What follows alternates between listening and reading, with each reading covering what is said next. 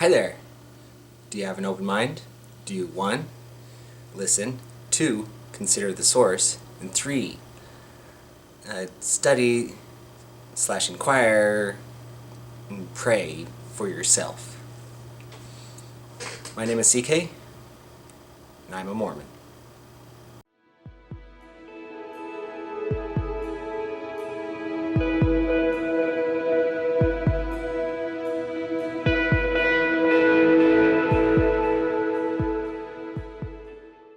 When presented with a problem, just figuratively step outside yourself and look at the situation and then decide what to do. When I was growing up, my mom taught me that exact thing for stuff like cleaning my room. That way, when I stepped back and looked at what I had done, I could see if I had missed anything.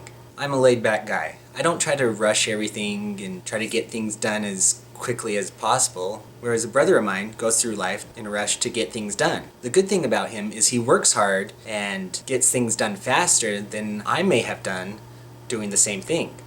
Different people require different attitudes and methods. Some people can get things done faster, while others need more time. But everyone needs to just have a little bit more patience to judge the situation so the best outcome may be reached. I guess another topic within selfish and selfless is a term called brown-nosing, which means to flatter and pamper in order to gain approval and advantage.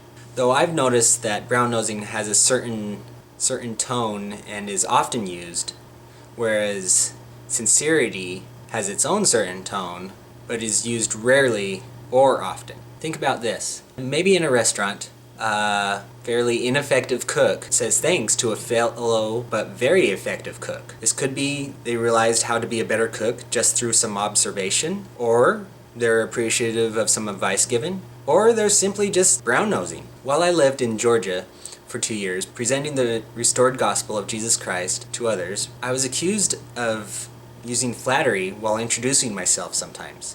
Sure, I could have just been complimenting them, trying to get in their door, but I was sincere about my remarks.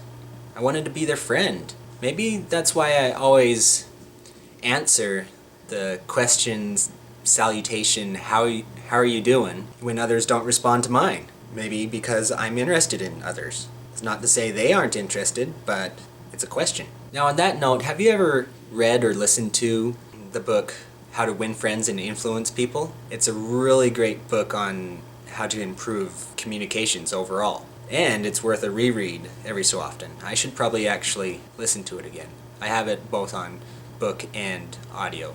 But yeah, communication is key. Whether it's a preferable verbal communication, or if you're observant enough to notice body language, it's always important to understand what someone else is saying or doing. Otherwise, problems result. And before I go any further, there's also another book that I haven't quite finished, but I still recommend, about body language.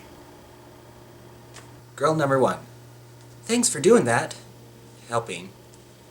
Girl number 2. Thinking to self. Don't I always do that? Why does girl number 1 appreciate that? I'm not doing it to help her.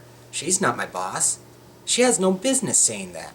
Guy number 1 says, Don't sweep for me. I'm totally capable of doing that. Guy number 2 responds, I know, but I'm not doing anything and I want to do it anyways.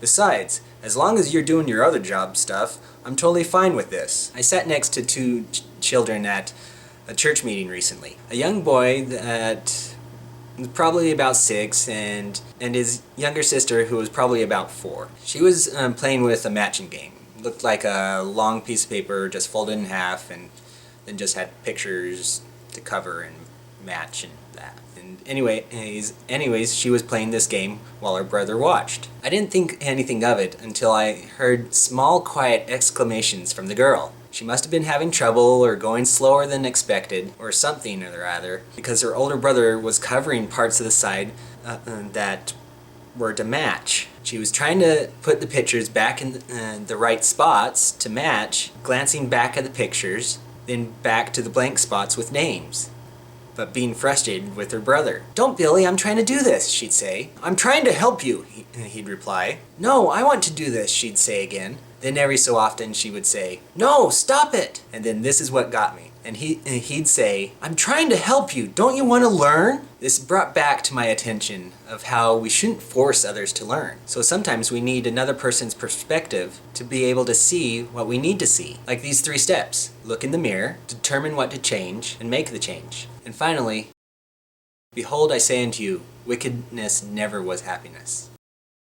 The great thing about Heavenly Father is He has promised He won't put more on us than we can handle. So yeah, next time you're passing by a person or people, just remember, that guy or this girl or that guy, him, her, them or them have their own life and have had their own experiences. But we can all be understood by one person, our elder brother Jesus Christ.